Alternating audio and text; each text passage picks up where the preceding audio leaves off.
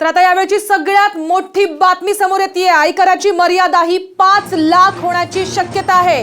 यावेळची सगळ्यात मोठी बातमी, आयकरची जी मर्यादा आहे ती वाढणार आहे। मोदी सरकार ही भेट देणार आहेत आणि सूत्रांकडून ही माहिती मिळते। निवडणुकीच्या तोंडावरती या मोठ्या घोषणेची शक्यता आहे आणि या संदर्भात आपण अधिक माहिती जाणून घेणार आहोत। साम टीव्हीचे संपादक निलेश खरे आपल्या बरोबर आहेत। निलेश सर, आयकराची मर्यादा 5 लाख होणार आहे, सगळ्यात मोठी बातमी आहे, काय म्हणाल?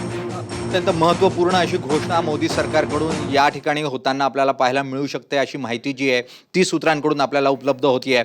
गेल्या काळामध्ये सवर्ण आरक्षण आणि त्यानंतर आता निवडणूक बोनांजा जो आहे तो आपल्याला या ठिकाणी पाहायला मिळतोय। निवडणूक बोनांजाच्या माध्यमातून या ठिकाणी सर्वसामान्य जनतेला एक मोठा दिलासा देण्याचा प्रयत्न जो आहे, अच्छे दिन जाता जाता का असो ना, सर्वसामान्य माणसाला, करदात्याला या ठिकाणी देण्याचा प्रयत्न जो आहे तो मोदी सरकार करू शकतं, अशा स्वरूपाची माहिती आहे। 2.5 लाखापर्यंतचा आतापर्यंतचे जे उत्पन्न आहे ते करमुक्त असं उत्पन्न म्हणून आपण बघत होतो। यापुढे आता ती मर्यादा साधारण 5 लाखापर्यंत वाढवण्याची शक्यता जी आहे ती वर्तवली जाते।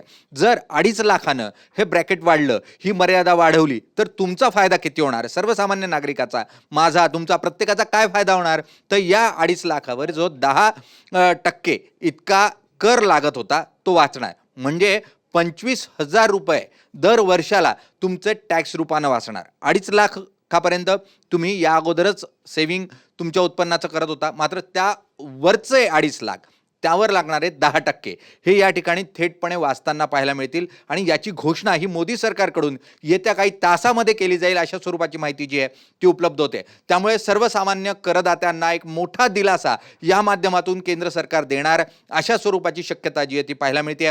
गेल्या काळामध्ये सवर्ण आरक्षण असेल, शेतकऱ्यांना, प्रत्येक शेतकऱ्याला 5,000 रुपये दर महिन्याला, म्हणजे 60,000 रुपये प्रतिवर्षी उत्पन्न म्हणून, पगार म्हणून दिला जाईल, अशा स्वरूपाची घोषणा होती। आणि त्यामुळे साहजिक आहे, निवडणुका जवळ आल्या की सर्वसामान्यांना प्रलोभनं दाखवली जातात।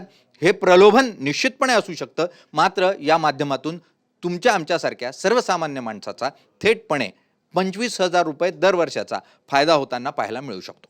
नक्कीच निलेश सर, अगदी काही महिन्यांवरती आता लोकसभेच्या निवडणुका येऊन ठेपलेल्या आहेत। तुम्ही जसं म्हणताय की हे प्रलोभन आहे सामान्यांना, अच्छे दिनचं जे गाजर 4 वर्षांपूर्वी दाखवलेले ते कुठेतरी आता हळूहळू ते अच्छे दिन यायला सुरुवात झाली आहे, असं आपण म्हटलं तर वावगं ठरणार नाही।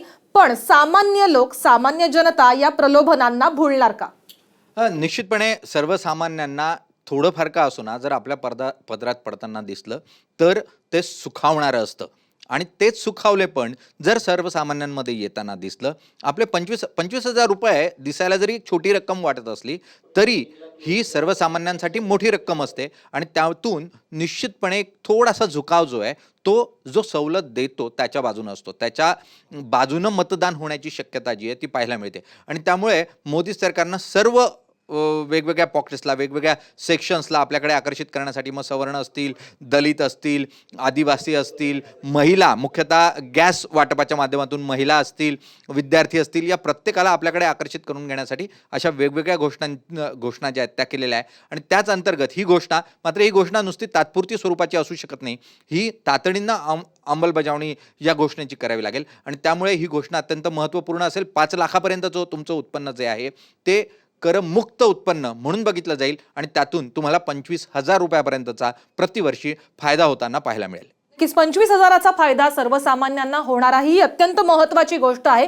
जसं तुम्ही म्हणालात की सवर्ण आरक्षण असेल, शेतकऱ्यांना पगार देणं असेल, त्याचबरोबर महिलांचं जे बजेट असतं जे नेहमीचं ते बजेट, त्या संदर्भात सुद्धा मोदी सरकारचा विचार सुरू आहे। गेल्या अनेक महिन्यांमध्ये पेट्रोलचे ज्या प्राइसेस आहेत त्या सुद्धा कमी झालेल्या दिसून येत आहेत। तर बऱ्याच गोष्टी या मोदी सरकारकडनं आत्ता त्याच्यावरती प्रकाश टाकला जातोय, जे की आधी करणं अपेक्षित होतं, जे आत्ता कुठेतरी मोदी सरकार करतंय। शिल्पा, मुख्यतः निवडणुकांच्या अगोदरच अशा घोषणा करायच्या असतात। राजकारणामध्ये कोणतीही गोष्ट ही 4 ते 5 वर्ष अगोदर केली तर ती लक्षात ठेवणार कोण, हा मूळ मुद्दा असतो।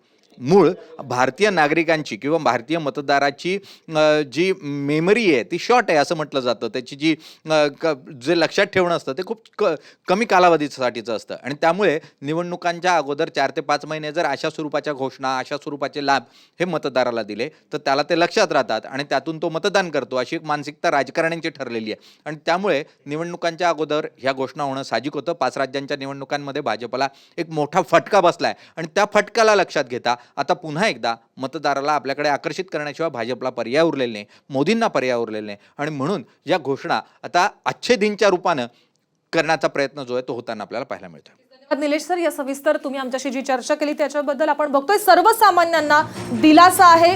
निवडणुकीपूर्वी सामान्यांसाठी हे अच्छे दिन आहेत, कारण की जवळपास 5 लाखांचं जे तुमचं उत्पन्न आहे ते करमुक्त होणार आहे. आयकराची जी मर्यादा आहे ती 5 लाखांपर्यंत वाढवण्यात आलेली आहे.